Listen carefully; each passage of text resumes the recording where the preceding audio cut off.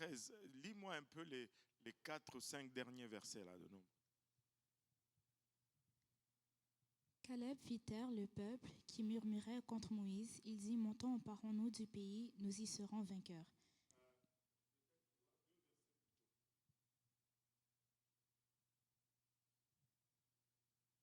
Je veux voir où il donne le rapport là. Où les espions donnent le rapport.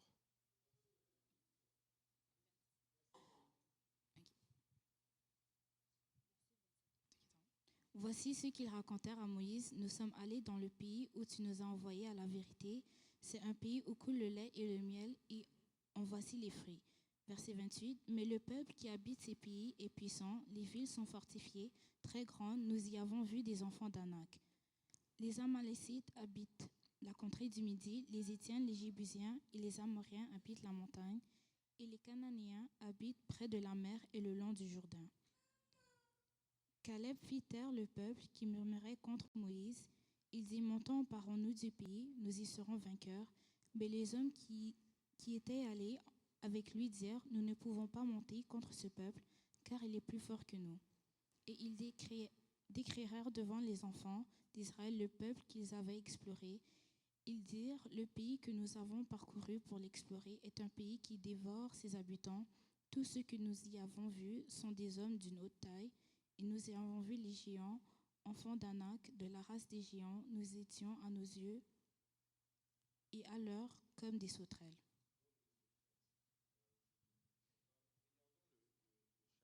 Chapitre 14, 1 à 4. Toute l'assemblée éleva la voix et poussa des cris, et le peuple pleura pendant la nuit.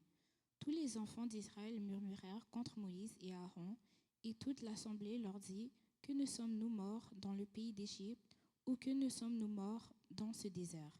Pourquoi l'Éternel nous a fait-il aller dans ce pays, où nous tomberons par l'épée, où nos femmes et nos petits-enfants deviendront une proie? Ne vaut-il pas mieux pour nous retourner en Égypte? Et ils se dirent l'un à l'autre, nommons un chef et retournons en Égypte. Moïse et Aaron tombèrent sur leur visage en présence de toute l'assemblée réunie des enfants d'Israël. Je ne trouve même pas le mot que je cherche.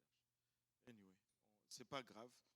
Ils ont donné un rapport méchant, un rapport littéralement démoniaque, si on veut retourner au mot original qui a été utilisé. Et suite à cela, Dieu les a fait faire un demi-tour. Vous allez retourner dans le désert. D'abord, oui, c'était une question ou tu t'égrattes? Ok. Et Dieu les fait retourner dans le désert. D'abord, Dieu voulait juste les exterminer. Et si ce n'est Moïse qui s'est interposé, Moïse s'est mis dans la brèche. Il a dit non, non, non. Si tu les extermines, tu me tues moi aussi. Dieu a fait une offre à Moïse que certains d'entre nous auraient peut-être accepté. Il dit, je vais juste tuer tout ce peuple et je vais élever un autre peuple qui sera en ton nom, en fait. Mais Moïse dit à l'Éternel, regardez, on va le lire, Nombre 14 à partir du verset 10. Nombre 14, verset 10. Toute l'assemblée parlait de les lapider lorsque la gloire de l'Éternel apparut sur la tente d'assignation devant tous les enfants d'Israël. Et l'Éternel dit à Moïse, jusqu'à quand ce peuple me méprisera-t-il? Jusqu'à quand ne croira-t-il pas en moi, malgré tous les prodiges que j'ai faits au milieu de lui? Je le frapperai par la peste et je le détruirai, mais je ferai de toi une nation plus grande et plus puissante que lui. Waouh! Dieu dit littéralement à Moïse, je vais détruire ce peuple, mais je vais élever un autre peuple par toi. Et si cela était le cas, on allait dire aujourd'hui le peuple de Moïse au lieu de dire le peuple d'Israël. C'est littéralement cela. Oui.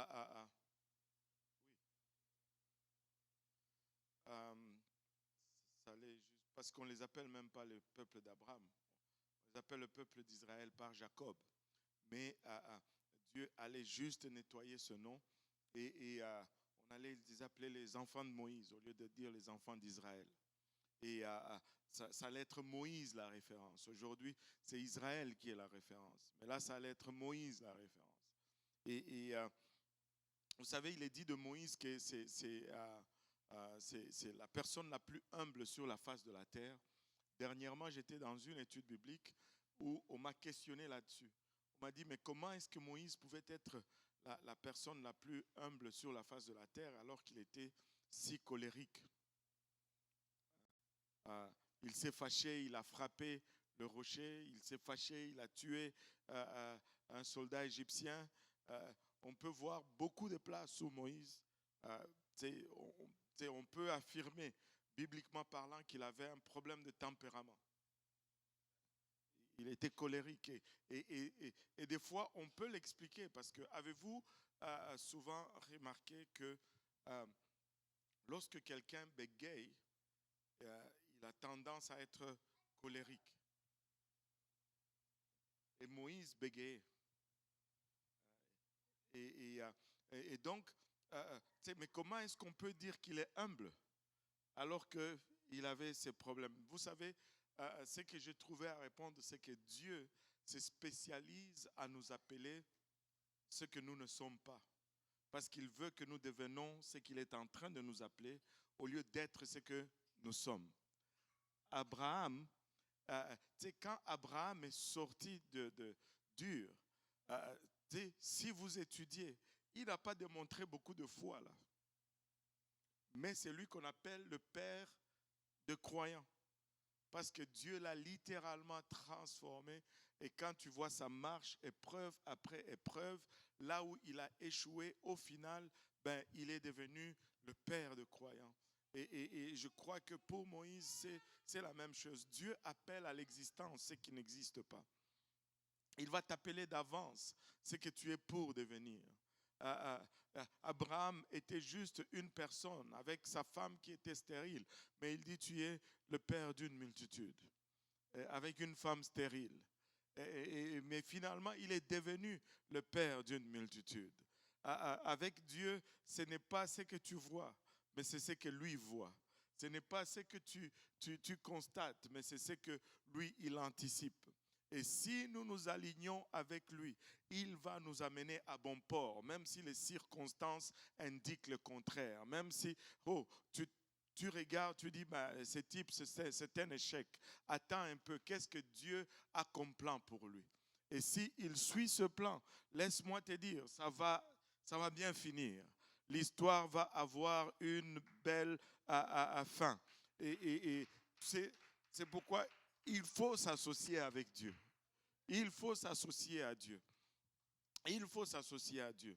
Moïse avait peut-être, mais c'est le même Moïse qui, lorsque Dieu déclare que je vais exterminer tous ces peuples qui voulaient le lapider, quelques versets plus tôt, regardez sa réaction, verset 13.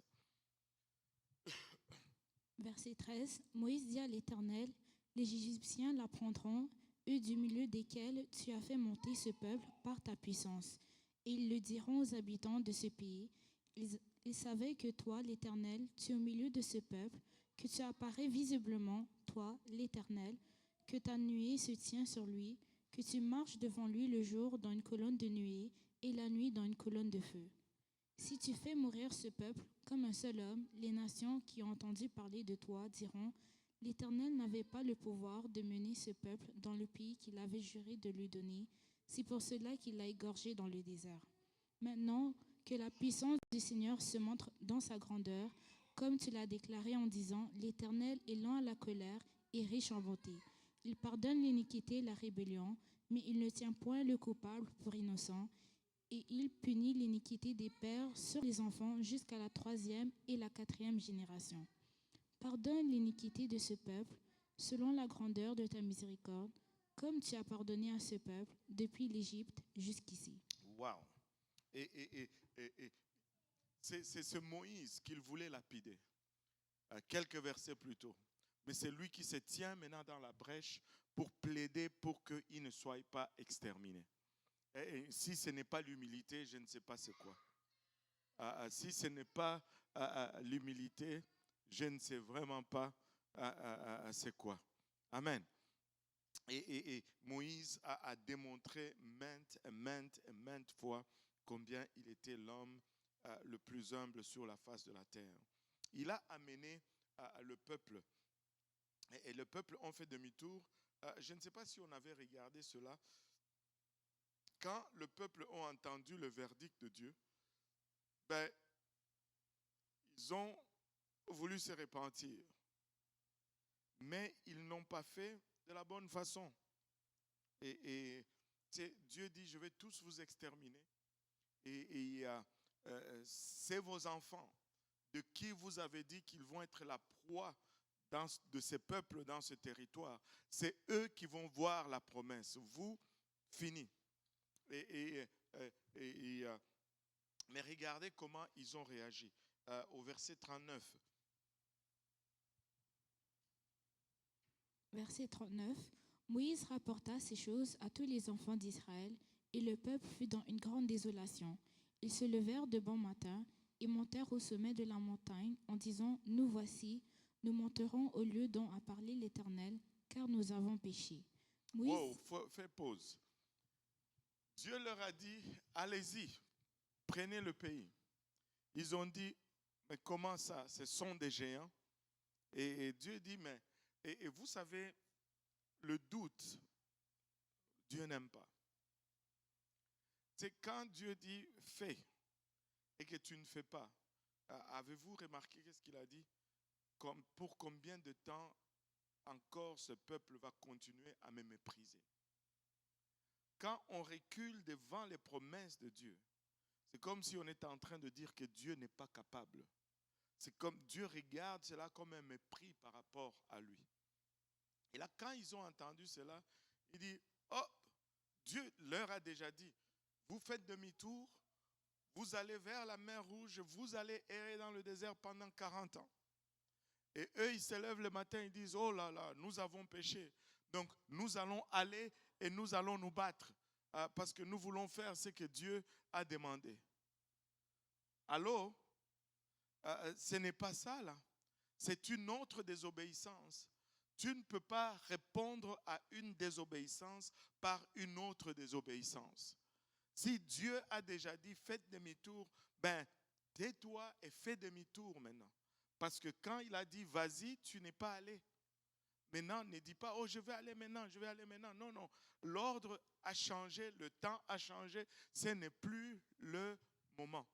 Et nous devons faire attention dans notre marche avec Dieu des fois à ne pas tomber dans une double désobéissance, pensant que nous sommes en train, au fait, maintenant d'obéir à Dieu. Et la conséquence ne s'est pas fait attendre. Regardez, au verset 41. Moïse dit, pourquoi transgressez-vous l'ordre de l'Éternel? Pourquoi vous transgressez l'ordre de l'Éternel? Cela ne réussira point. Ne montez pas, car l'Éternel n'est pas au milieu de vous. Ne vous faites pas battre par vos ennemis. Car les Amalécites et les Cananéens sont là devant vous, et vous tomberez par l'épée. Parce que vous vous êtes détournés de l'Éternel, l'Éternel ne sera point avec vous. Ils s'obstinèrent à monter au sommet de la montagne, mais l'arche de l'alliance et Moïse ne sortirent point du milieu du camp. Alors descendirent les Amalécites et les Cananéens qui habitaient cette montagne. Ils les battirent et les taillèrent en pièces jusqu'à Horma. Wow! Et ils ont été taillés en pièces jusqu'à Horma. Et parce qu'ils ont voulu faire une double désobéissance. Enfin, ils ont fait une double désobéissance. Il faut juste faire ce que Dieu demande. Des fois, on veut y aller avec nos raisonnements. Non, il faut juste faire ce que Dieu demande. Et j'aime juste faire ce que Dieu demande. C'est tout. Et ce n'est pas compliqué. Et là, ils ont fait demi-tour finalement. Ils ont erré dans le désert pendant 40 ans où ils sont littéralement tombés comme des mouches. Quand j'étais encore plus jeune et que j'avais encore plus de temps, j'avais fait une espèce de statistique. J'ai pris les estimations. Quand tu regardes les estimés, le moins pour le peuple qui a quitté qui a quitté l'Égypte. L'estimation des peuples, c'est à peu près 3 millions, le plus bas que tu vas avoir. Il y en a qui vont aller même jusqu'à 6 ou 7 millions. Parce que s'ils comptent la naissance, parce qu'il y avait 680 000 hommes qui avaient 20 ans et plus et qui étaient capables de prendre les armes. Ça fait, si on compte les plus jeunes, si on compte les femmes, et si on compte les plus vieux, et qu'on fait une estimée avec les probabilités de nombre d'enfants par famille, et chacun y va avec ses chiffres, et c'est ça un peu la plage de l'estimation. Et si tu prends la moyenne, là, tu le mets à 3,5 ou quelque chose comme ça, et que tu regardes la mortalité qui a suivi, et selon les calculs que j'avais faits à l'époque, c'était 67 personnes qui devaient mourir chaque jour dans le désert, en moyenne. Alors que si on le comparait à la mortalité du Québec, qui avait 7 millions d'habitants à l'époque, il y avait 52 morts. La mortalité du Québec était 52 morts par jour au Québec. Et là, tu vois, pour 7 millions, tu as 52 morts. Mais pour 3 millions, tu as 67 morts. Ça fait beaucoup. Parce que pour un plus grand nombre, tu devrais avoir une mortalité un peu plus élevée. Si tu les calcules en pourcentage, ça fait, au fond, ce n'était pas des morts normales. C'est-à-dire que la mortalité était accélérée pour que tous ces gens-là puissent mourir dans le désert. Ils ont erré. Je veux vous laisser, il y a plein de choses qu'on peut lire là-dedans. Mais ils ont erré dans le désert pendant 40 ans. Et 40 ans après, ils se sont retrouvés encore à la porte de la terre promise. Et à cette porte, Moïse a, comme dernier échange avec les Israélites, il leur a parlé, il leur a donné des recommandations et il a choisi finalement Josué comme celui qui allait être la personne à conduire le peuple dans la terre promise. Nous avons vu un verset dans l'étude que nous avions faite. Deutéronome 30, 11 à 14, et puis verset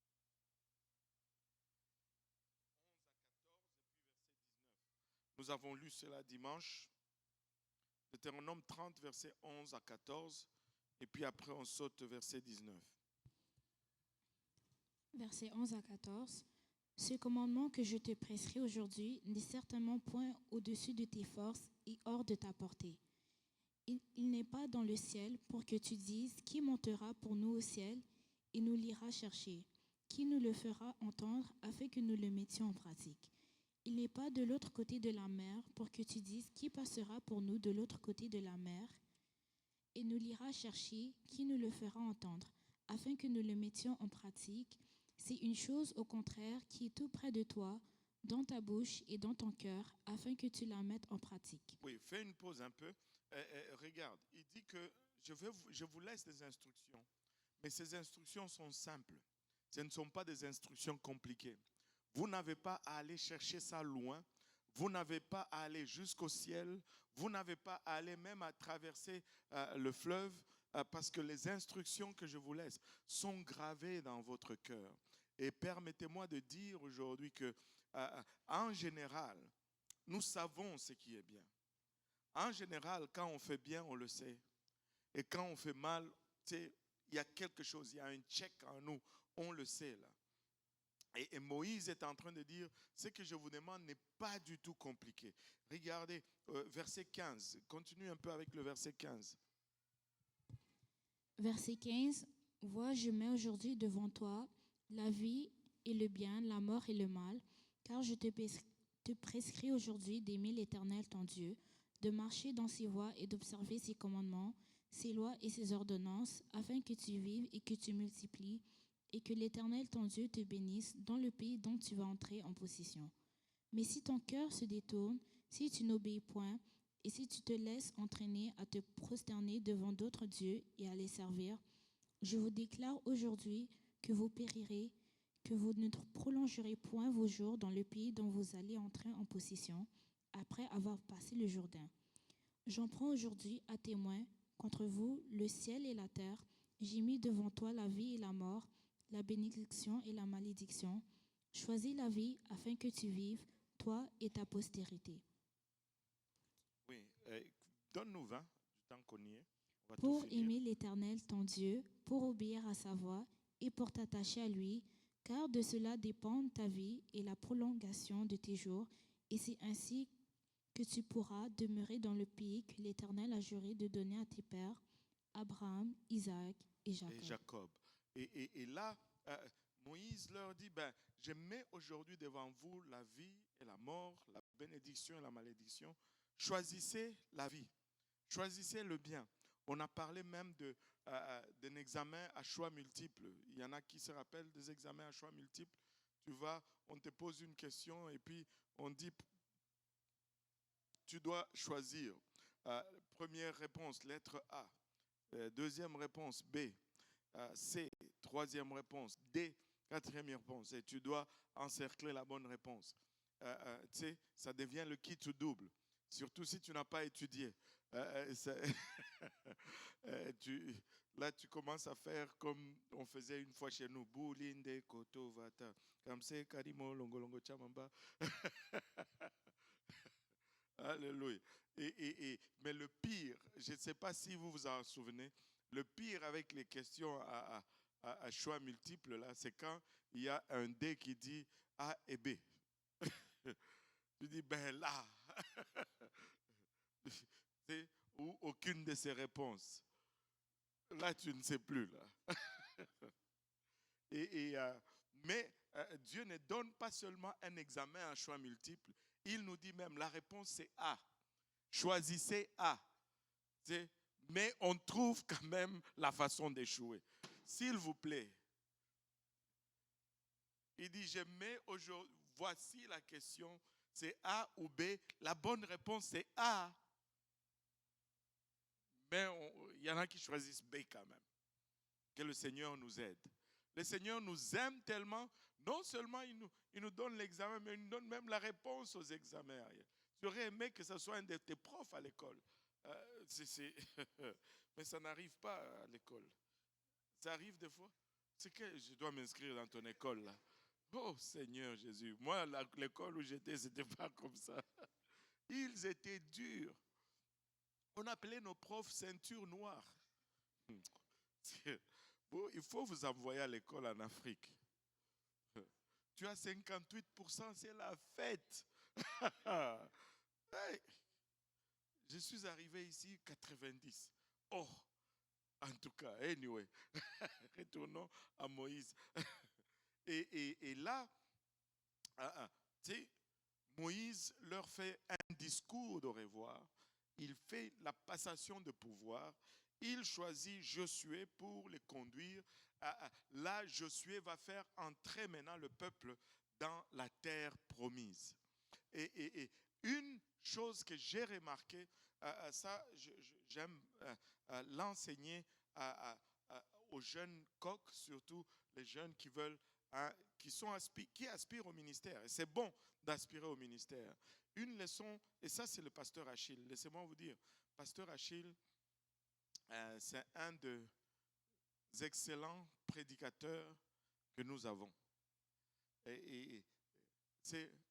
Il a prêché encore dimanche soir. On m'a dit que c'était tout simplement phénoménal. Il avait prêché il y a 2 ou 3 dimanches le matin.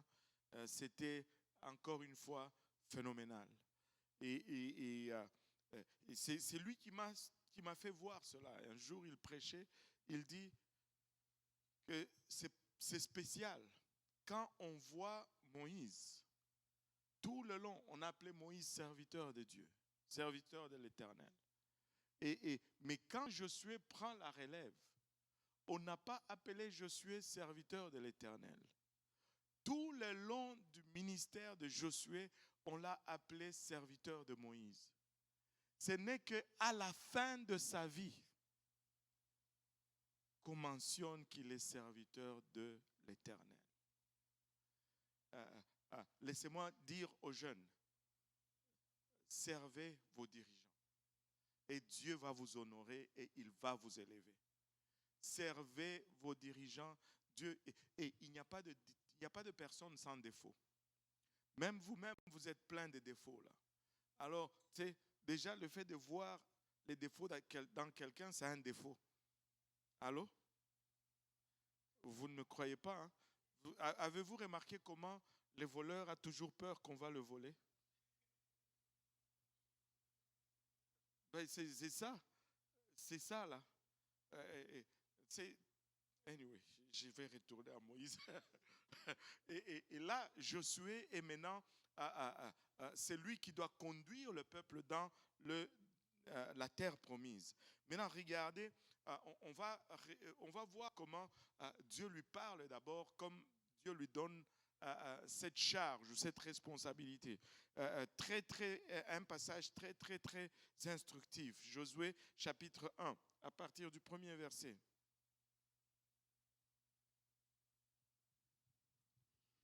Après la mort de Moïse, serviteur de l'Éternel, l'Éternel dit à Josué, fils de Nun, serviteur de Moïse, « Moïse, mon serviteur, est mort.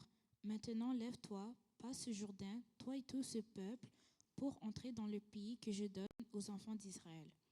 Tout lieu que foulera la plante de votre pied, je vous le donne, comme je l'ai dit à Moïse. Vous aurez pour territoire depuis le désert et le Liban, jusqu'au grand fleuve, le fleuve de l'Euphrate, tout le pays des Hétiens, et jusqu'à la grande mer vers le soleil couchant. Nul ne tiendra devant toi tant que tu vivras. Je serai avec toi comme j'ai été avec Moïse. Je ne te délaisserai point, je ne t'abandonnerai point. Fortifie-toi et prends courage, car c'est toi qui mettras ce peuple en possession du pays que j'ai juré à leur père de leur donner. Fortifie-toi seulement et aie bon courage en agissant fidèlement selon toute la loi que Moïse, mon serviteur, t'a prescrite. Ne t'en détourne ni à droite ni à gauche, afin de réussir dans tout ce que tu entreprendras. Que ce livre de la loi ne s'éloigne point de ta bouche, médite-le jour et nuit pour agir fidèlement selon tout ce qui est écrit, car c'est alors que tu auras du succès dans tes entreprises, c'est alors que tu réussiras. Ne t'ai-je pas donné cet ordre, fortifie-toi et prends courage? Ne t'effraie point et ne t'épouvante point, car l'Éternel, ton Dieu, est avec toi dans tout ce que tu entreprendras. Dans tout ce que tu entreprendras. Regardons maintenant tous ainsi ensemble, essayons de tirer le plus de jus. Il dit, après la mort de Moïse, serviteur de l'Éternel, l'Éternel dit à Josué, fils de Nun, serviteur de Moïse, Moïse, mon serviteur, est mort. Maintenant, lève-toi, passe ce Jourdain, toi et tout ce peuple, pour entrer dans le pays que je donne aux enfants d'Israël. Et la première des choses, Dieu dit, je donne ce pays aux enfants d'Israël. Et des fois, nous interprétons mal ce verbe donner. Quand Dieu dit, je te donne quelque chose, nous pensons que ça va être facile. Dieu a donné le pays au peuple d'Israël, n'empêche qu'Israël devait se battre pour l'avoir. Le fait que Dieu a donné, ça ne les a pas exemptés de faire la guerre. Allô? Je parle à quelqu'un ici. Dieu t'a fait des promesses, mais il faut que tu te battes pour ces promesses. Dieu t'a promis des choses, mais ne laisse pas les bras, ne dis pas que, oh, Dieu m'a donné, ça va se faire tout seul. Non, non, non, non, non, non, non. Bats-toi. Bats-toi. Ne lâche pas parce que Dieu t'a donné. Alléluia, ça veut dire que tu peux te battre et tu auras victoire. Tu auras la victoire là-dessus. Bats-toi pour ce que Dieu t'a donné. Alléluia. Et là, il dit, c'est toi, comme je l'ai dit à Moïse, vous aurez pour territoire depuis le désert et le Liban jusqu'au grand fleuve, le fleuve de l'Euphrate, tout le pays des Hétiens et jusqu'à la grande mer vers le soleil couchant. Il dit, nul ne tiendra devant toi tant que tu vivras. Je serai avec toi comme j'ai été avec Moïse Je ne te délaisserai point et je ne t'abandonnerai point. Waouh! Nous avons eu cette promesse de la part du Seigneur. Il nous a dit, il ne nous laisse pas orphelins, il ne nous abandonne pas. Alléluia. Nous servons un Dieu qui est constant. Le Dieu qui nous a amenés jusqu'ici va nous amener à bon port. Peu importe comment le combat semble être difficile, alléluia, laissez-moi vous dire, nous allons attacher nos tuques, nous allons serrer nos ceintures et nous allons avoir la victoire à la fin. Nous allons avoir la victoire à la fin. Alléluia. Il a dit qu'il sera avec nous. Il n'a jamais perdu de bataille. S'il est avec nous, nous allons être vainqueurs. Nous allons être vainqueurs. Mais regardez ceci. Ça, c'est une place où des fois, nous passons des fois à côté. Il dit, fortifie-toi et prends courage. Et il dit à Josué, fortifie-toi et prends courage. Il ne dit pas à Josué, regarde Josué, le peuple va te fortifier. Ou regarde Josué, le sacrificateur va te fortifier. Non, non, non. Il dit fortifie-toi. Très souvent, en général, laisse-moi te dire, tu dois apprendre à faire cela. Des fois, tu dois littéralement aller dans la salle de bain, te regarder dans le miroir et te parler à toi-même. Écoute mon ami, tu vas arrêter de pleurnicher sur ton sort et tu vas commencer à te battre. Tu vas arrêter à te plaindre et attendre que tel ou tel fasse ceci ou cela pour toi. Tu dois te fortifier. Tout le monde est dans la bataille. Et tout le monde est dans la bataille. Et même la personne que tu appelles pour te fortifier, lui aussi a des démons qui sont après lui en train d'essayer de le fatiguer, de le mettre à terre. Il y a des gens qui sont après lui, qui sont en train de... que le diable utilise bien sûr, mais des fois... juste fortifie-toi des fois. Je ne dis pas que, bon, ok, tu ne vas plus chercher le soutien de quelqu'un. Je sais, un chasse 1000, deux chasse 10 000, mais laisse-moi te dire, si un chasse 1000, deux chasse 10 000, le deux doit être en train de chasser en même temps. Allô? Tu ne peux pas arrêter de chasser et que l'autre vienne chasser à ta place. Allô? Alléluia. Quand tu vas chercher quelqu'un, assure-toi que vous êtes en train de chasser. Si tu arrêtes de chasser, ça va être juste 1000 qui vont être chassés. Il faut que les deux soient en train de faire. Fortifie-toi et prends courage. Fortifie-toi et prends courage. Alléluia. Regarde-toi dans le miroir et secoue-toi un peu. Et je me rappellerai toujours d'un de nos anciens, le pasteur Jack Cunningham. Je ne sais pas s'il y en a qui le connaissent. Il est gros. Il est gros. Et il était ici dans une conférence et il nous prêchait et il disait qu'une fois il était en Thaïlande et il dit avec ma taille, ça allait mal. Il fait chaud là-bas et j'étais oppressé, je devais prêcher. Il dit, j'étais comme ça dans ma chambre, je n'avais pas du tout envie d'aller au service. Il dit, tu sais, comme les chambres d'hôtel, des fois sont petites, et la chambre de la salle de bain, la porte plutôt de la salle de bain était ouverte. Il dit, là, j'étais là assis, et je me suis vu dans le miroir. Il dit, j'avais l'air tellement pitoyable que j'ai commencé à me parler à moi-même. J'ai dit, oh, tu dois t'élever de là, le gros, et tu dois aller te battre. Tu ne peux pas rester. Regarde-toi là. Tu as l'air de quoi comme ça là? Secoue-toi un peu là. Et il s'est parlé à lui-même. Et il dit, vous riez. Et il a dit, nous devons lutter contre la chair. Et je suis sûr que j'ai plus à lutter contre que vous tous ici. Il parlait de sa taille. Il avait plus de chair que tout le monde. On doit se fortifier soi-même.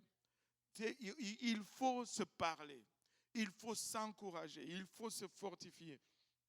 Et là, Dieu dit fortifie-toi et prends courage. Ça, c'est une fois. Que tout le monde dise un. Alléluia.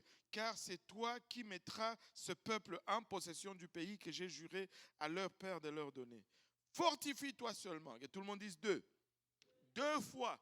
Dieu vient de lui dire dans un espace court, fortifie-toi seulement et aie bon courage en agissant fidèlement selon toute la loi que Moïse, mon serviteur, t'a prescrit. Ne t'en détourne ni à droite ni à gauche, afin de réussir dans tout ce que tu entreprendras. Laissez-moi vous dire, jeunes, laissez-moi vous dire, peuple de Dieu, il y a un vent là à l'extérieur qui est en train de crier tout haut.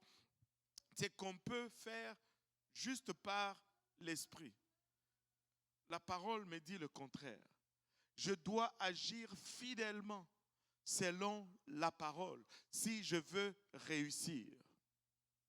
Je dois réussir fidèlement selon la parole si je veux réussir. Je ne dois m'en détourner ni à gauche ni à droite. Quand la parole dit, la parole de Dieu, c'est notre guide, c'est notre mode d'emploi, c'est notre mode d'opération. Et si nous opérons selon la parole de Dieu, nous allons avoir du succès. Parce que c'est seulement en opérant selon la parole de Dieu que nous allons avoir Dieu avec nous. Il dit que ce livre de la loi ne s'éloigne point de toi, de ta bouche, mais dites-le jour et nuit pour agir fidèlement selon tout ce qui est écrit, car c'est alors que tu auras du succès dans que tout le monde dise tes entreprises. Tes entreprises. Alors, Josué devait entreprendre. Je me rappelle de ma première Bible, quand j'avais lu ça, quand le Seigneur me l'avait... Vous savez, quand Dieu te montre pour la première fois quelque chose dans la parole, c'est comme... il y a même des feux d'artifice là. J'ai encerclé tes entreprises. Et j'ai souligné, je me suis dit, je dois entreprendre. Je dois faire. Dieu était... Ok, on se calme. Selon la parole, ben je dois faire. Je ne dois pas juste être là, raisonner, réfléchir. Non, non, non. Je dois me lever et je dois agir. Si j'ai prié, je dois mettre des jambes à ma prière. Si j'ai jeûné, alléluia, je dois arriver à une place où je me lave et je commence à agir sur le temps de jeûne que j'ai investi. Je dois agir. Je dois agir. Je dois être en action. Je dois entreprendre si je veux réussir. Alléluia. Alors que tu auras du succès dans toutes tes entreprises. C'est alors que tu réussiras. Ne t'ai-je pas donné cet ordre? Fortifie-toi. Que tout le monde dise 3. 3 fois dans le même chapitre, Dieu lui dit, fortifie-toi, fortifie-toi, fortifie-toi. Laisse-moi dire à quelqu'un aujourd'hui, fortifie-toi, fortifie-toi et fortifie-toi. Ne sois pas abattu, ne sois pas découragé. Dieu est avec toi. Prends du courage. Secoue-toi, ma fille. Secoue-toi, mon fils. Et fortifie-toi. Dieu t'aime. Dieu veut que tu relèves ta tête. Ne reste pas abattu. Aujourd'hui, je vais vous avouer, quand j'étais en train de sortir, cette fin de semaine a été longue, dure et beaucoup de stress. On a eu la veillée de prière le vendredi soir et j'avais oublié que j'avais un mariage le samedi. Et je suis resté jusqu'à la fin et oh là là, je suis allé me préparer rapidement pour le mariage durant la dernière partie de la veillée.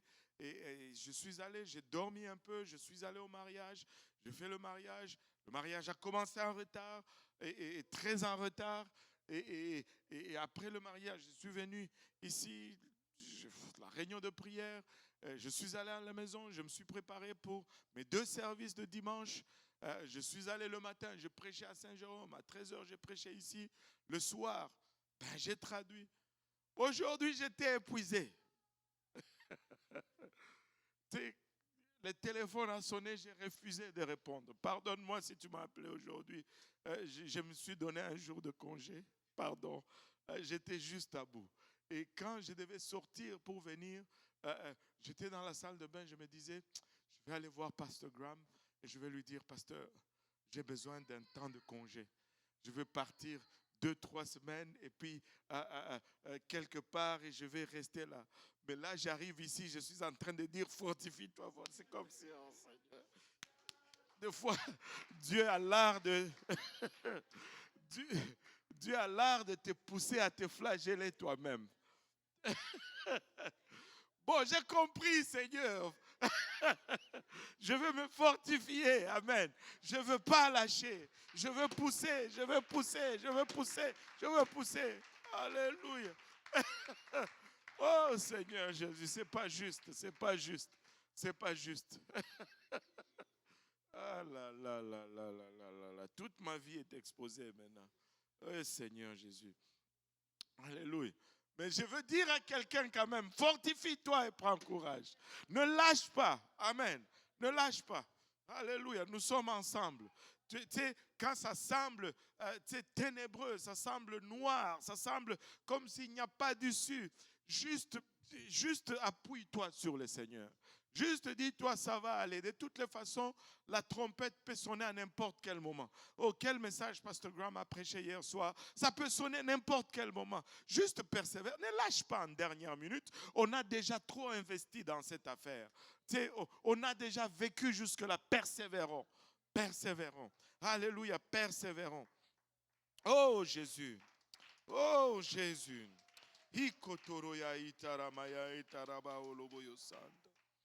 Alléluia. Alléluia. Ne t'ai-je pas donné cet ordre? Fortifie-toi et prends courage. Ne t'effraie point et ne t'épouvante point, car l'Éternel, ton Dieu, est avec toi dans tout ce que tu entreprendras. Tu entreprendras. Dans tout ce que tu entreprendras. Alors, tu dois entreprendre. Les jeunes, soyez entreprenants. Hein? Alléluia. Et laissez-moi dire aux jeunes un peu. Bon. On veut que vous soyez entreprenants. Amen. Mais ne vous trompez pas. Entreprendre, être entrepreneur, cela ne veut pas, n'allez pas dans l'idée que, oh, je vais être entrepreneur, comme ça je vais travailler moins pour être riche. Un entrepreneur, c'est quelqu'un qui aime le travail.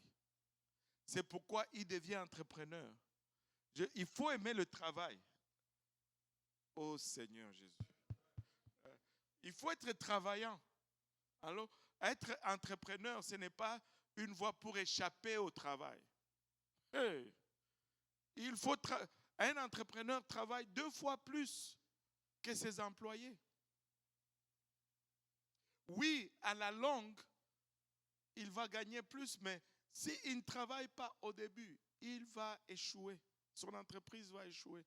Je me rappelle quand j'étais encore à l'école, à ma dernière session, on nous avait donné un cours d'entrepreneuriat à l'ENA. On nous a donné un cours d'entrepreneuriat. On a eu 8 heures d'entrepreneuriat. Et dans ces cours, il y a eu 2 entrepreneurs dans l'aéronautique qui sont venus nous parler. Et je me rappelle d'une chose que les 2 ont dit en commun. Il dit, quand tu commences une entreprise, les 3 à 4 premières années, tu travailles quasiment 80 heures par semaine.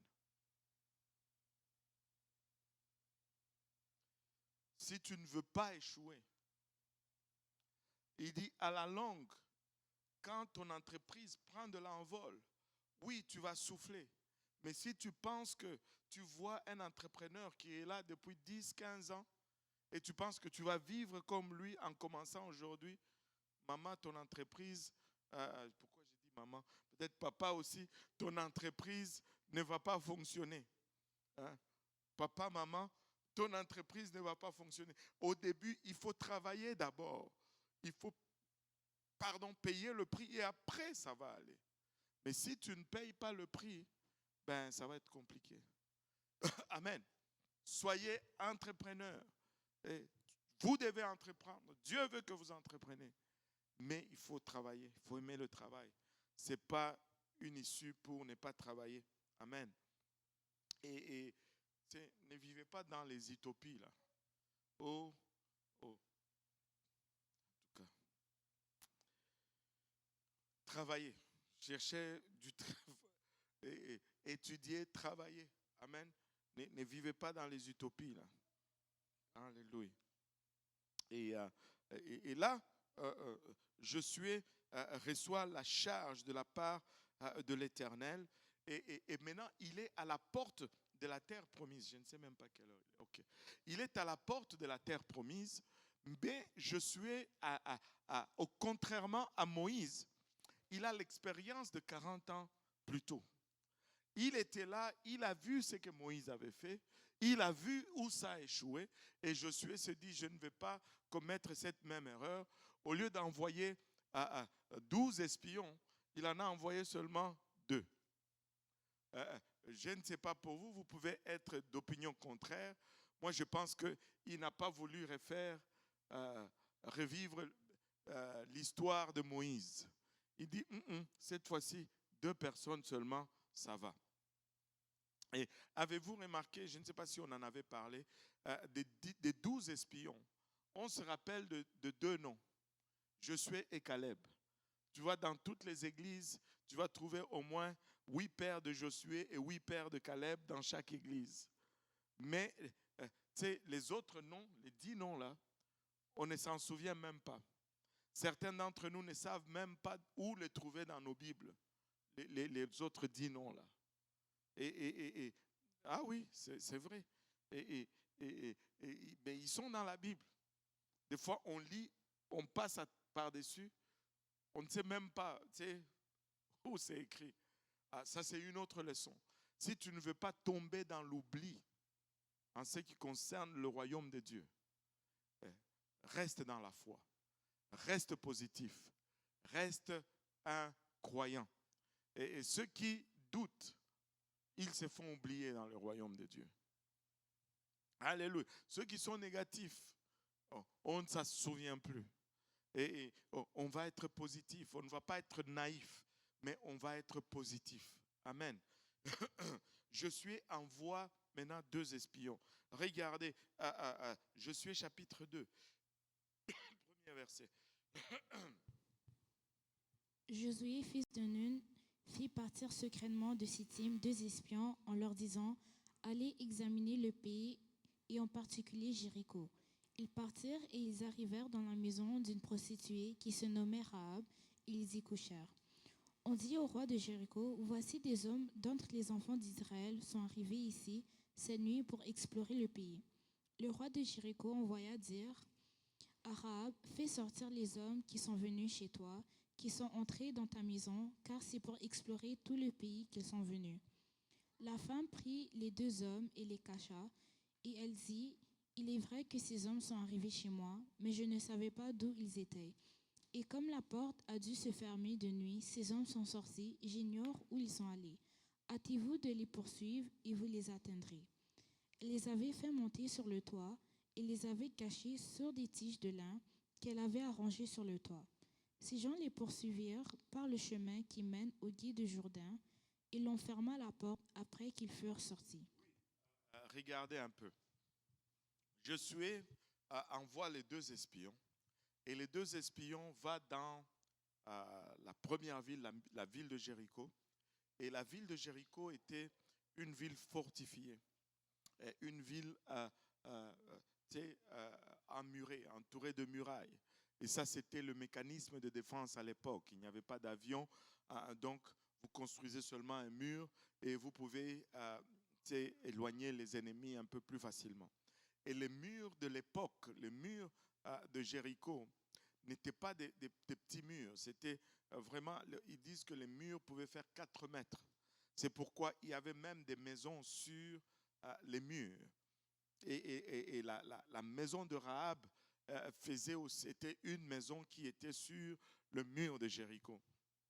Et si vous allez aujourd'hui en Israël, vous allez voir les vestiges ou les ruines de Jéricho.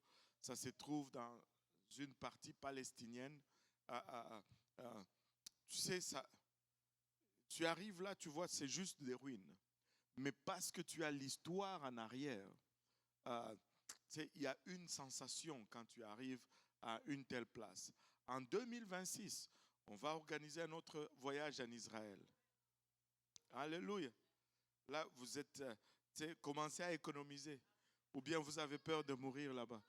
Laissez-moi vous dire, c'est plus sécuritaire que c'était avant.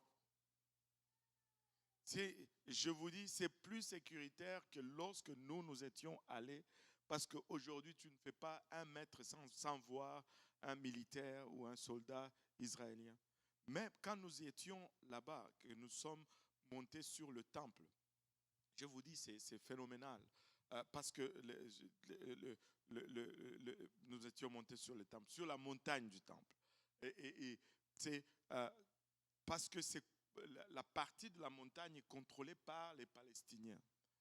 Donc, nous venons jusqu'aux murailles, le mur de lamentation.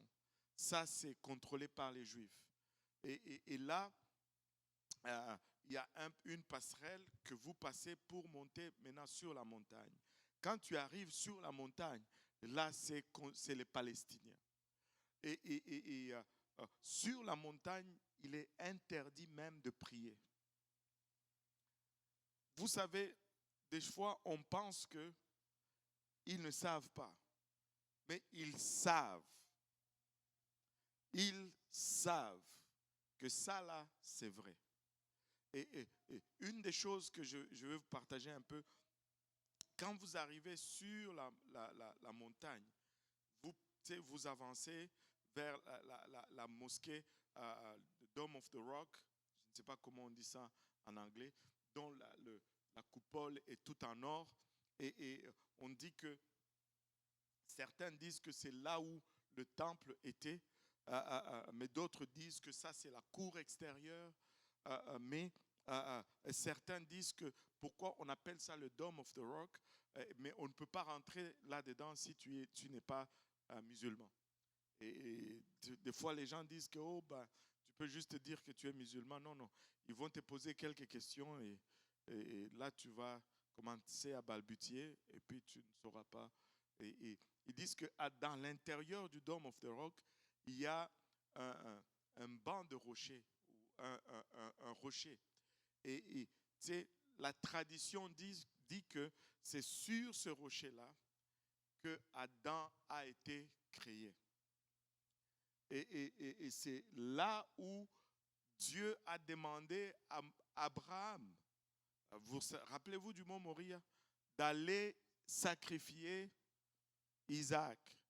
Et c'est là où Dieu veut bâtir son temple quand il va revenir. Et il y a beaucoup de choses qui se croisent là-dessus. Mais ces gens-là, ils savent. Et quand tu avances maintenant vers le Dome of the Rock, tu passes à côté, tu peux voir la porte de l'Est ou le Eastern Gate. Et selon les prophéties, le Messie, quand il va venir, il va entrer par la porte de l'Est, le Eastern Gate. Mais maintenant, les non-croyants, je vais juste dire ça comme ça, les non-croyants, mais ils croient dans la prophétie. Pour que cette prophétie ne se réalise pas, ils ont fermé le Eastern Gate. Ils ont mis de briques là c'est muré pour que le Messie ne rentre pas. Parce qu'ils disent que si le Messie rentre, ben c'est fini pour eux. Tu sais, à des moments où il y a beaucoup de prophéties sur le retour du Messie. Tu sais, il y a toujours des temps où on dit le Seigneur va retourner. Comme l'an 2000. Tout le monde était sûr que le Seigneur allait retourner en 2000. On est passé. 2012, le calendrier Maya. Tout le monde croyait que c'était la fin, le Seigneur. Qu'est-ce que les Mayas ont à voir avec Jésus? Je ne sais pas. Mais Seigneur, aide-nous. Et quand il y a des moments forts comme ça, là, tu vas voir que les non-croyants vont même faire monter un char de combat là sur le mont, dont le canon est orienté vers le Eastern Gate, pour que si le Messie rentre, on lui tire dessus.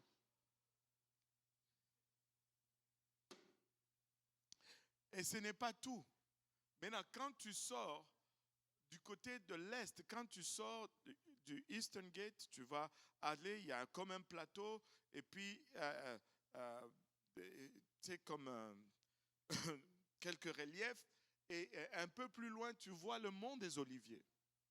Maintenant, quand tu es sur le mont des Oliviers, tu regardes vers le temple, tu vois la porte de l'Est, le Eastern Gate, et tu vois le Dome of the Rock. Maintenant, comme les non-croyants, ils lisent aussi la parole. Ils savent que le souverain sacrificateur ne peut pas s'essuyer avec un mort. Il ne peut pas s'essuyer avec un mort. Qu'est-ce qu'ils ont fait comme stratégie?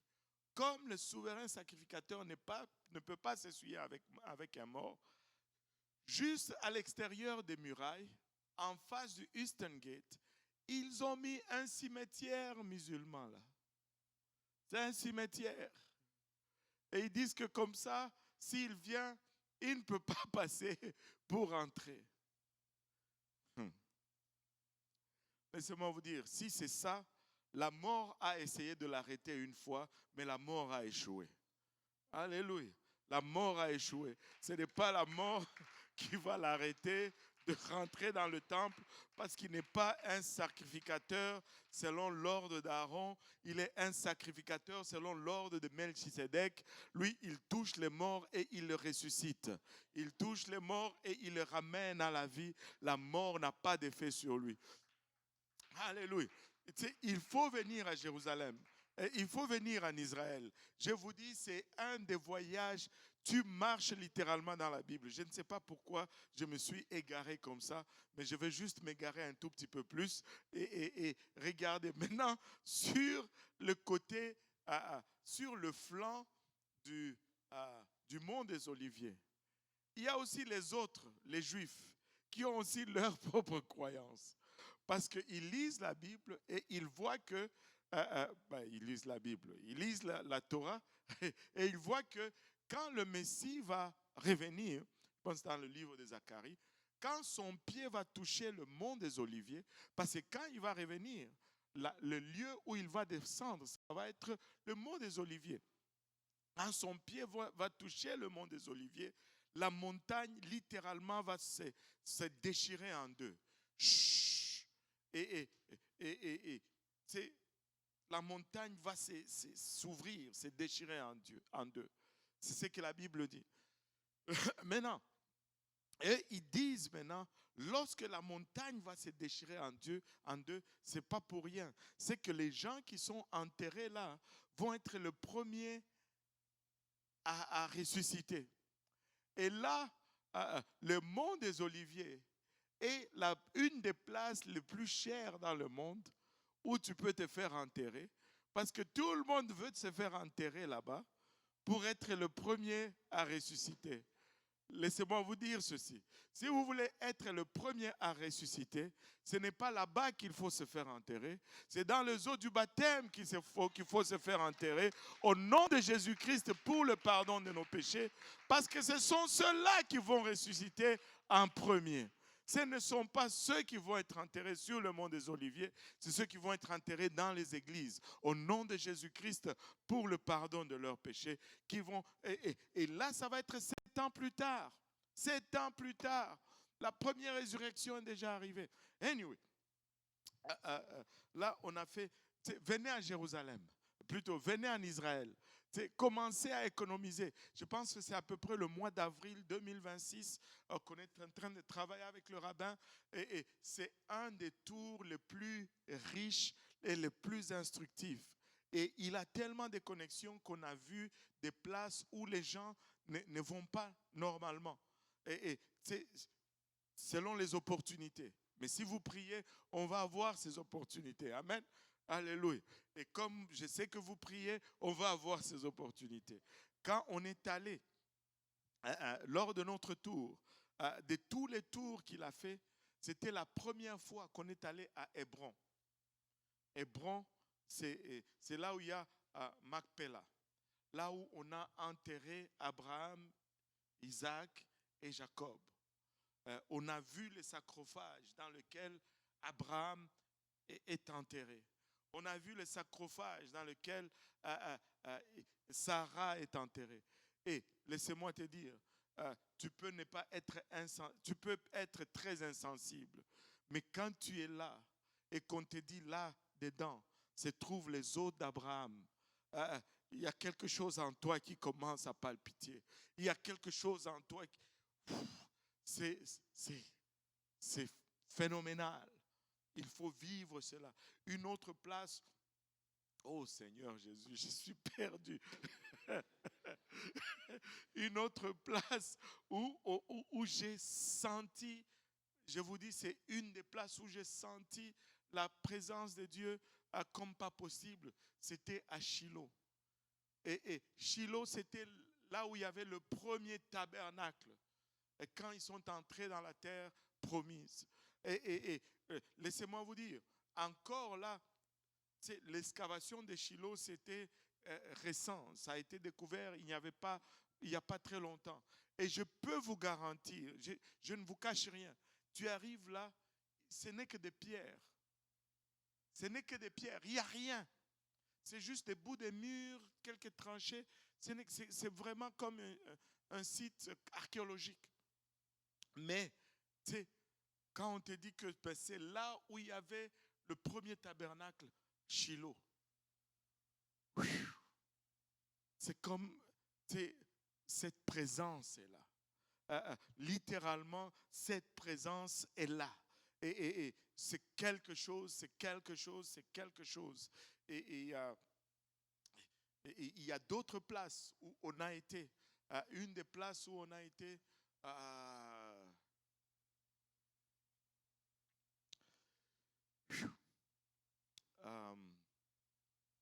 c'était dans le territoire de Dan. J'ai oublié le nom. Quand Jésus est en train de dire à Pierre que tu es Pierre, mais sur cette pierre je bâtirai mon église et les portes de l'enfer ne prévaudront point contre elle. Et ce n'est pas, littéralement, il y a un grand rocher là qui est de la taille de bâtisse. Mais là, à côté, il y a un des trous que, dans la tradition, ils disent que c'est une des portes de l'enfer. Et tu peux voir qu'il y a beaucoup d'occultistes qui vont là pour faire des cultes à Baphomet.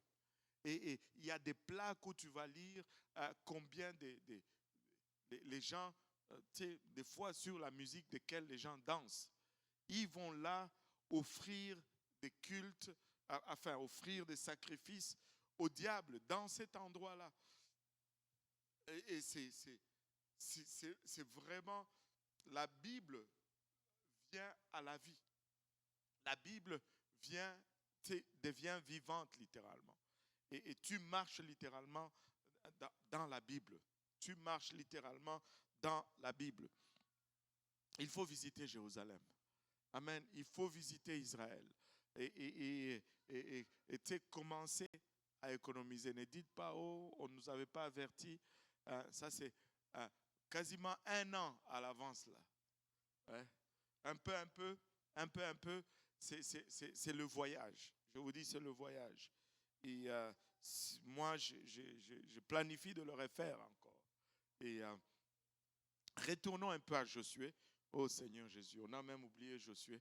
Là, il envoie les 2 espions dans la terre promise. Et les 2 espions entrent, ils vont dans Jéricho. Ah, c'est là où on s'est perdu. Ils vont dans Jéricho et là, ils vont chez une prostituée. Et laissez-moi vous dire ceci. Encore une fois, quand Dieu veut t'utiliser, il va le faire. Amen. Dieu ne fait point exception de personne. Et donc, ne regarde pas ton passé et dire, oh, moi, Dieu ne peut pas m'utiliser. Ne regarde pas les origines de ta famille et dire, oh, moi, dans ma famille. Non, non, non. C'était une païenne. Non seulement une païenne, mais la pire de païenne, une prostituée. Parce que même parmi les païens, ce n'était pas un métier d'honneur. Allô? Non seulement, les païens sont pécheurs, mais même les païens pécheurs considèrent les prostituées comme des mauvais. Allô? Tu ne pouvais pas être plus bas que ça. Mais c'est là où ces espions sont allés. Ils sont allés dans la maison de Rahab et là ils se sont cachés. Le roi de Jéricho envoie ses soldats frapper à la porte. Hé, Rahab! Il y a des gens qui sont rentrés chez toi, ils sont des espions, fais-les sortir. Et là, étrangement, Rahab qui est de Jéricho, elle prend étrangement la part des espions, des gens qu'elle vient de rencontrer pour la première fois. Elle risque littéralement sa vie. Et imaginez-vous un peu si les soldats ont dit, on ne te fait pas confiance, on va fouiller un peu ta maison. Et qu'ils retrouvaient ces gens dans la maison de Rahab. Et ces gens, et elle-même Rahab, quick. C'était fini. Mais elle prend côté de ces étrangers. Mais qu'est-ce qui motive cette prostituée à faire cela? Elle dit, ces gens sont venus chez moi, je ne le nie pas, mais je ne savais pas qui ils étaient. Ils sont sortis, ils sont allés vers le Jourdain avant que la porte de la ville ne se ferme. Si vous vous hâtez, vous allez les retrouver.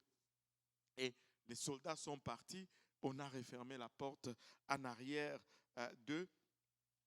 Et là, Rahab monte sur le toit et elle va maintenant parler avec ses espions.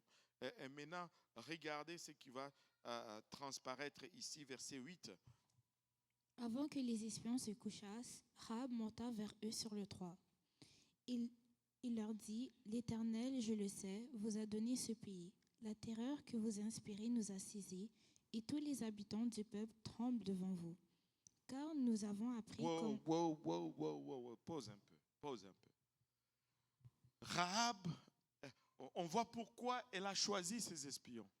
Parce qu'elle ne voulait pas être du côté de perdant, elle voulait être du côté de gagnant.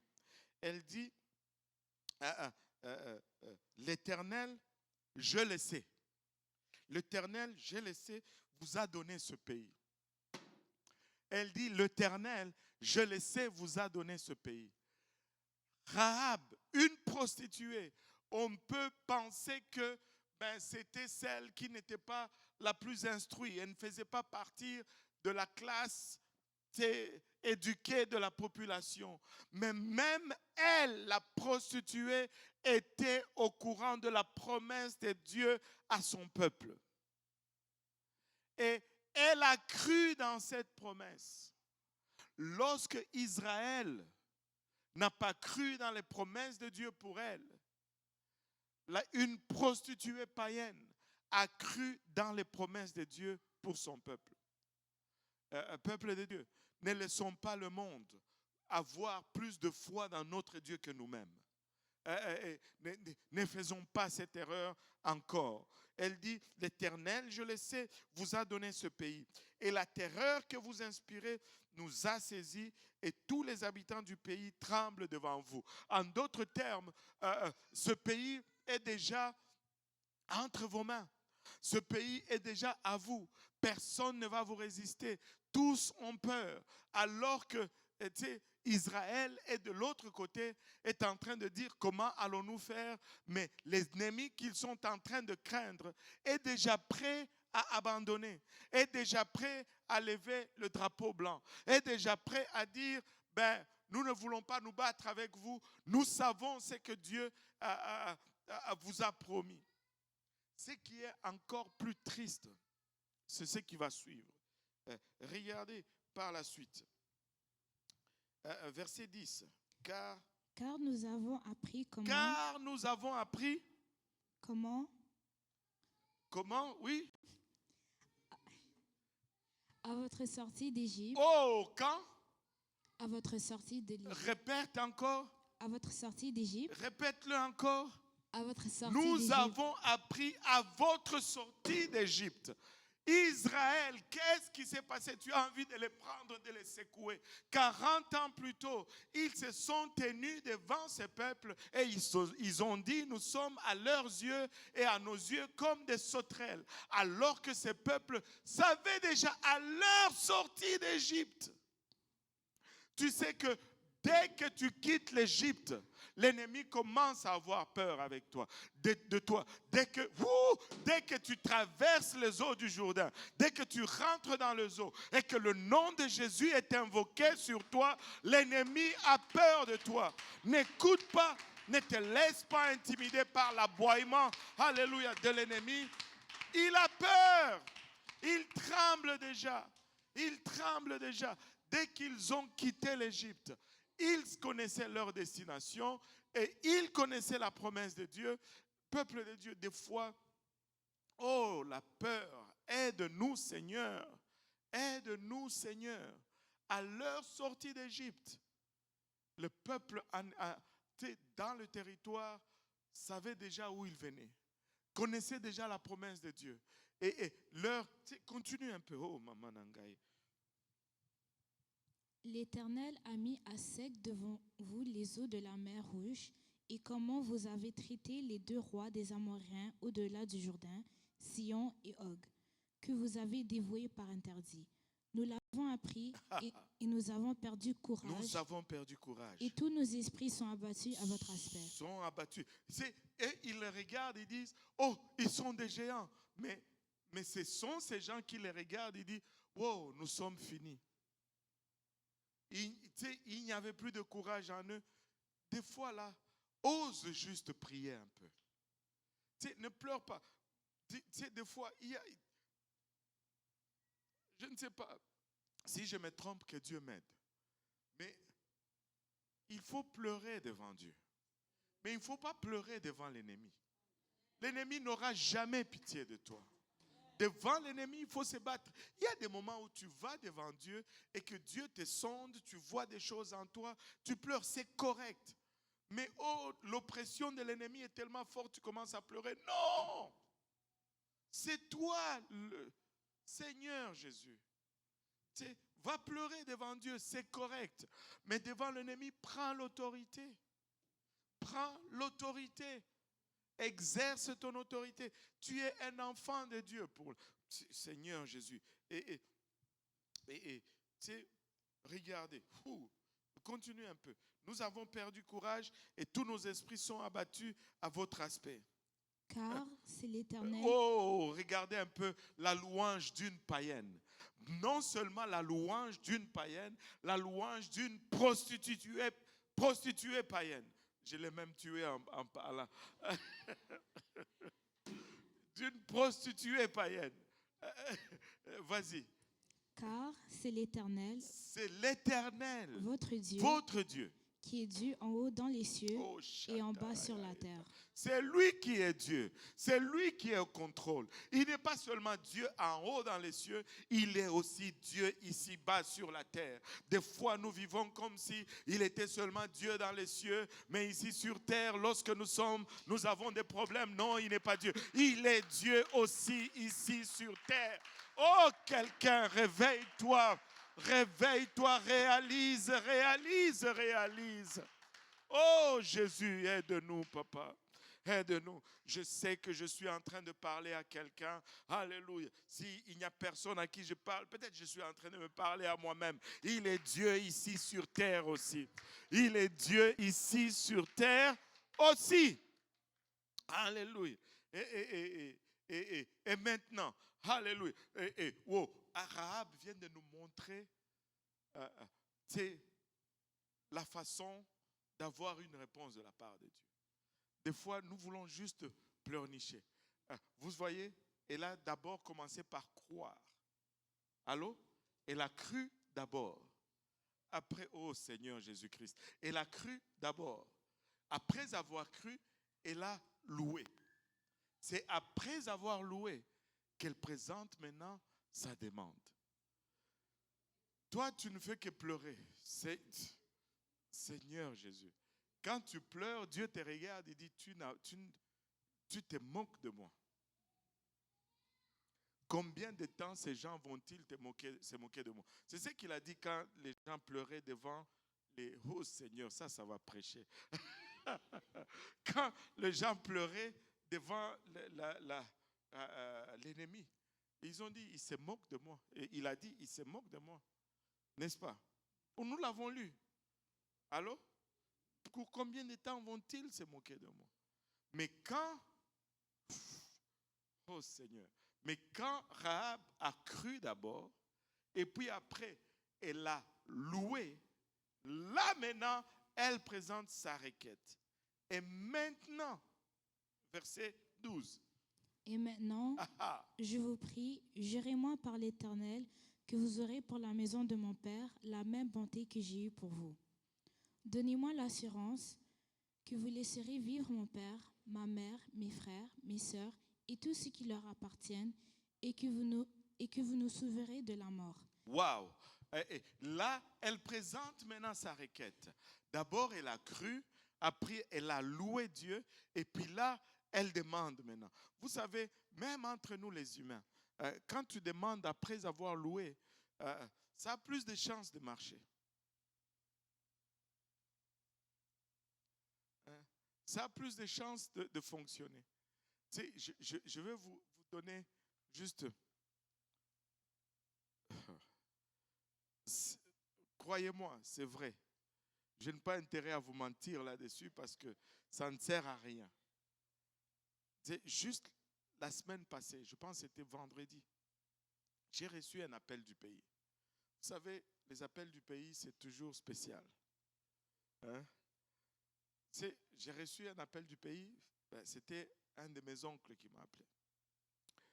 Oh, comment ça va? Ça va bien. Bon, nous ici, bon, nous avons eu un deuil. Il y a une de tes tantes qui est décédée. Et puis après, bon, avec les affaires de la guerre ici, nous sommes dans la galère. Souviens-toi de nous. J'ai dit, ok, ben, ça va aller. Si Dieu se souvient de moi, je ne manquerai pas de me souvenir de vous. Tu sais, ça m'a un peu... Et puis il m'a passé son épouse. Mais quand son épouse a pris le téléphone, elle a dit, comment ça va, papa? Je voulais te remercier, en tout cas, tu nous avais envoyé quelque chose au mois de janvier, tu sais, c'était au mois de décembre, fin décembre, là. Tu nous avais envoyé quelque chose, ça nous a aidés, on a passé de bons moments, merci, que le Seigneur te bénisse. Tu sais, j'avais plus envie de donner à elle que, tu sais, lui, il pleurnichait, ça ne m'a pas donné. Je me disais, mais c'est quoi ça? Histoire vraie. Il n'y a pas longtemps, j'espère qu'il ne va pas regarder la vidéo, Seigneur Jésus. Parce que s'il regarde la vidéo, je suis foutu, là, je vous dis.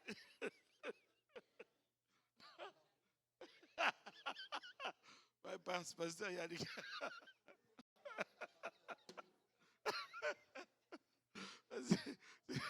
C'est sûr que s'il regarde la vidéo, il va savoir.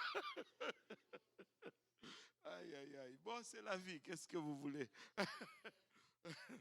Alléluia. Et tu sais, il s'est plaint, ça ne m'a pas donné le goût. Je me disais, mais tu sais, quand j'ai le moyen, j'ai fait. Mais,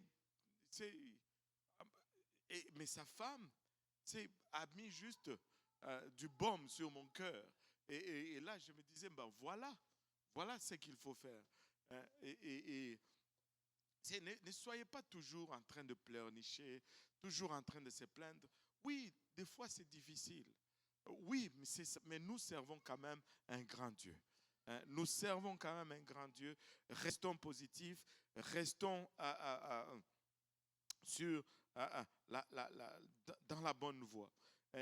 Et elle a demandé après avoir loué. Et ces hommes lui répondirent au verset 14. Ces hommes lui répondirent, « Nous sommes prêts à mourir pour vous si vous ne divulguez pas ce qui nous concerne. Et quand l'Éternel nous donnera le pays, nous agirons envers toi avec bonté et fidélité. » Elle les fit descendre avec une corde par la fenêtre, car la maison qu'elle habitait était sur la muraille de la ville. Elle leur dit, « Allez du côté de la montagne, de peur que ceux qui vous poursuivent ne vous rencontrent. Cachez-vous. » Pause. Elle dit, allez du côté de la montagne. La montagne est là, Jéricho est ici, et le Jourdain est là. Et ceux qui les poursuivaient sont allés vers le Jourdain. Elle dit, allez vers la montagne de peur que ceux qui vous poursuivent ne vous rencontrent. Et puis elle leur dit, cachez-vous. Cachez-vous là pendant 3 jours, Pendant combien de temps? 3 jours, 3 jours. jusqu'à ce qu'il soit de retour. Après cela, vous suivrez votre chemin. Ah. Oui, continue maintenant. Ces hommes lui dirent, voici de quelle manière nous serons quittes du serment que tu nous as fait faire. Voici comment on va procéder pour vraiment, comment, c'est quoi le mot? Le mot m'est parti. Pour répondre à ta promesse, pour accomplir la promesse qu'on t'a faite. Et puis, continue. À notre entrée dans le pays, À notre entrée dans le pays, attache ce cordon de fil cramoisi ah, à la fenêtre par laquelle tu nous as fait descendre, mhm, et recueille auprès de toi, dans la maison de ton père, regardez qui il va citer. ton père, Ton ta père, mère, ta mère, tes frères, tes frères et toute la famille de ton père. et toute la famille de, Ton père. en d'autres termes, sa mère, le nom de famille par mariage, le nom de son père, tes frères, le nom de famille, le nom du père. Et il ne dit pas toute la famille de ta mère, il dit toute la famille de ton père. Encore une fois, le même nom de famille. Tous ceux qui étaient dans la maison de Rahab avaient le même nom de famille. Laissez-moi vous dire, Dieu va sauver une seule famille. Dans l'arche de Noé, il y avait un seul nom de famille. Dans ceux qui sont sortis de la destruction de Sodome et Gomorrhe, il y avait un seul nom de famille. Dans ceux qui ont échappé de la destruction de Jéricho, il y avait un seul nom de famille. Ceux qui vont sortir au son de la trompette, alléluia, il y aura un seul nom de famille. Ça sera tous des Jésus qui vont monter. Dieu laisse ce schéma partout à travers sa parole. Je dois être enseveli dans les eaux du baptême au nom de Jésus-Christ pour le pardon de mes péchés. Parce que le jour où la trompette va sonner, si je n'ai pas le nom, je ne monte pas. Je ne monte pas. Je dois avoir le nom. Je dois être de cette famille. Parce qu'il n'y a qu'une seule famille. Il n'y a qu'une seule famille. Alléluia. Oh Seigneur, je pense que c'est Éphésiens 4. Donne-moi un peu Éphésiens 4, 1. Mais ne perds pas, on va retourner à ceci. Est-ce que je suis dans le bon? Éphésiens 4, verset 1. Je vous exhorte donc, moi le prisonnier dans le Seigneur, à marcher d'une manière digne de la vocation qui vous a été adressée, en toute humilité et douceur, avec patience, vous supportant les uns les autres avec charité, vous efforçant de conserver l'unité de l'esprit par le lien de la paix. Il y a un seul corps et un seul esprit, comme aussi vous avez été appelés à une seule espérance pour votre vocation. Il y a un seul Seigneur, une seule foi, un seul baptême, un seul Dieu et Père de tous, qui est au-dessus de tous et parmi tous et en tous. Mais à chacun de nous, la grâce a été donnée selon la mesure du don de Christ. C'est pourquoi il est dit, étant monté en haut, il a emmené des captifs.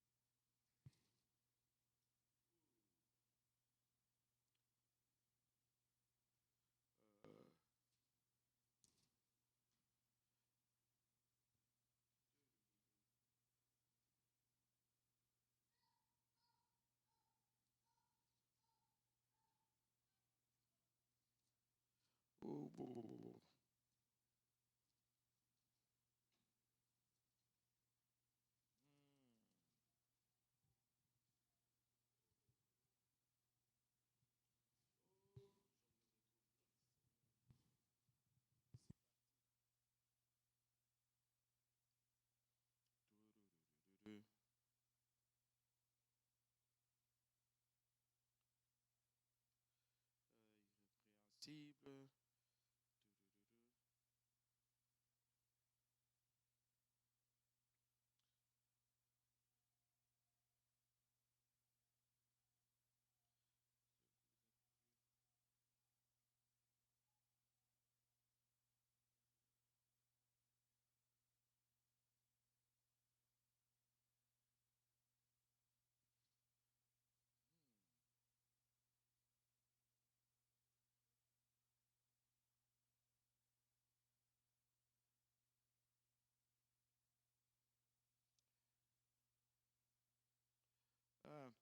Je vais les chercher, je vais les trouver.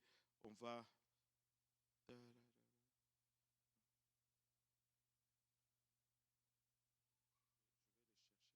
Euh, non. Je vais juste regarder rapidement. Mon cerveau n'est plus ce qu'il était une fois. Mon ami nous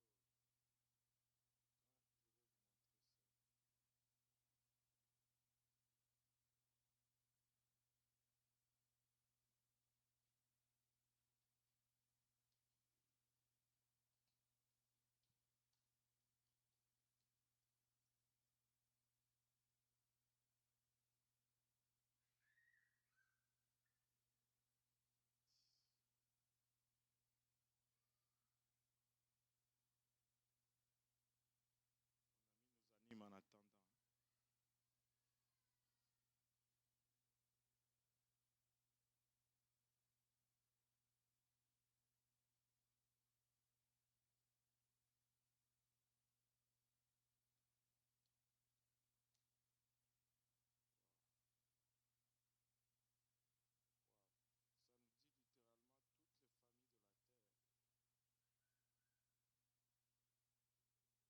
les familles de la terre. Bon, ça doit être ça. Attends. Ouais, lis-le un peu. Éphésiens 3:15. Si all.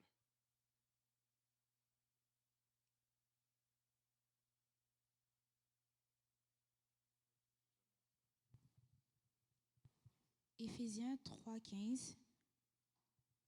Je vais lire verset 14 avant. À cause de cela, je fléchis les genoux devant le Père, duquel tire son nom toute famille dans les cieux et sur la terre. Waouh! À cause de cela, je fléchis les genoux devant le Père, duquel tire son nom, toute famille dans les cieux et sur la terre. Et sur la terre. Il n'y aura qu'un seul nom de famille. Toutes les familles vont tirer leur nom de lui. Il n'y aura pas deux noms de famille. Il n'y aura qu'une seule famille. Alléluia, Jésus va être notre Père et l'Église va être notre mère. Et nous allons juste avoir le nom de Jésus comme le nom de famille. Alléluia. Éphésiens 3:15, Seigneur, que je ne l'oublie plus jamais. Alléluia. Maintenant, regardez Josué. Il dit ici, amène tous tes frères, sœurs, et ton père, ta mère et la famille de ton père. Ça semble être juste un détail, mais c'est bizarre que ça, même le détail respecte le concept de la parole de Dieu. Et là, on continue avec Rahab. Si quelqu'un d'eux sort de la porte de ta maison pour aller dehors, son sang retombera sur sa tête et nous en serons innocents. Mais si on met la main sur l'un quelconque de ceux qui seront avec toi dans la maison, son sang retombera sur notre tête. Wow. Et en d'autres termes, Josué, plutôt, les espions déclarent que ta maison va être le sanctuaire. Si quelqu'un quitte ta maison, ce n'est pas notre faute. Mais si quelqu'un de ta maison est tué, là, c'est notre responsabilité. En d'autres termes, le seul lieu de sécurité, c'est l'arche. Pour Jéricho, le seul lieu de salut, c'était la maison de Rahab. Aujourd'hui, le seul lieu de sécurité, c'est l'Église. Je ne veux pas dire on va tous déménager ici, commencer à vivre dans la bâtisse. Ce n'est pas ça que je veux dire. Je veux dire, on doit rester en communion. On doit, tu sais, l'Église, je parle de cette Église universelle. Je dois faire partir de l'Église. Je ne veux pas quitter l'Église. Même si vous me poussez dehors, je ne veux pas, vous n'allez pas réussir. Je vais rester à l'intérieur de l'Église. Et l'Église n'est pas parfaite. Oh, que si elle n'est pas parfaite. Mais je reste dans l'Église. Je reste dans l'Église. Et écoutez, je ne sais pas, même la famille de Rahab, imaginez-vous un peu, même ceux qui ne la parlaient pas, qui disaient, ah, c'est une prostituée, elle fait une honte à notre famille. Alléluia, ce jour-là, ils étaient contents d'être dans sa maison, je vous dis. Et ils étaient contents d'être dans sa maison. Ils sont... continue, maman. Verset 20. Et si tu divulgues ce qui nous concerne, nous serons quittes du serment que tu nous as fait faire. Aha. Elle répondit, qu'il en soit selon vos paroles. Elle répondit, qu'il en soit selon vos paroles. Elle prit ainsi congé d'eux. Elle prit ainsi congé d'eux. Et ils s'en allèrent. Et ils s'en allèrent. Et elle attacha le cordon de cramoisi à la fenêtre. Wow. Je ne sais pas si vous le voyez. Ils ont dit, le jour que nous allons rentrer, attache ce cordon de cramoisi. Certains d'entre nous allaient attendre. Quand elle les voit venir, c'est alors qu'elle va chercher un cordon de cramoisi. Non, non, non, non. Même si elle leur avait dit, allez dans les montagnes et cachez-vous 3 jours, elle savait qu'elle pouvait avoir 3 jours d'attente. Mais il y a de ces choses que tu dois faire tout de suite. Tu ne veux pas attendre. Tout de suite, elle a attaché ses cordons de cramoisi. Il devait rester 3 jours et aller. Elle pouvait être là tous les jours à la fenêtre. Et, vous savez, des fois là, laissez-moi juste dire ceci. Des fois là, nous allons retarder notre obéissance à la parole de Dieu, pensant que nous sommes corrects. Et peut-être que nous sommes corrects, mais nous ne réalisons pas l'impact de cela sur les autres. L'impact de cela sur les autres. Des fois, nous pouvons juste faire le minimum et nous en sortir. Mais ceux qui nous regardent faire le minimum, ils vont faire moins que nous et ils ne vont pas s'en sortir. Rahab, ça c'est juste moi. Vous pouvez ne pas être d'accord avec moi. Elle n'a pas attendu un seul jour. Elle s'est dit, je vais mettre cette corde déjà là, parce que qui sait, si demain je meurs, que va-t-il arriver à ma famille?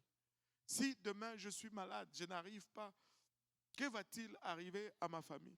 Et s'il venait de nuit, alors que je dors profondément, je me réveille dans la nuit, je suis sûr qu'il n'y avait pas d'électricité en ce temps-là, et que je ne sais plus si c'est quelle couleur dans la nuit, je ne vois pas si c'est rouge ou si c'est violet. Qui sait? Tout de suite.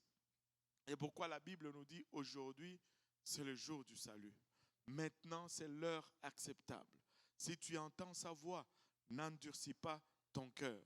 Et elle n'a pas attendu un seul jour, elle n'a pas attendu une seule minute, elle a mis la corde tout de suite. Elle a mis la corde tout de suite. Alléluia. Et elle a ainsi assuré le salut, non seulement pour elle, mais pour toute sa maison et la maison de son père. Et il y a de ces choses, il ne faut pas jouer avec. Il faut juste le faire. Amen. Il faut juste le faire. Et Rahab a mis cette corde et là, les espions sont partis se cacher dans la montagne. Bon, ils sont allés se cacher 3 jours. Et on peut leur donner 7 jours. Le temps qu'ils descendent et qu'ils reviennent, on peut s'arrêter là pour aujourd'hui. Amen. Alléluia. Est-ce qu'il y a des questions par rapport à aujourd'hui?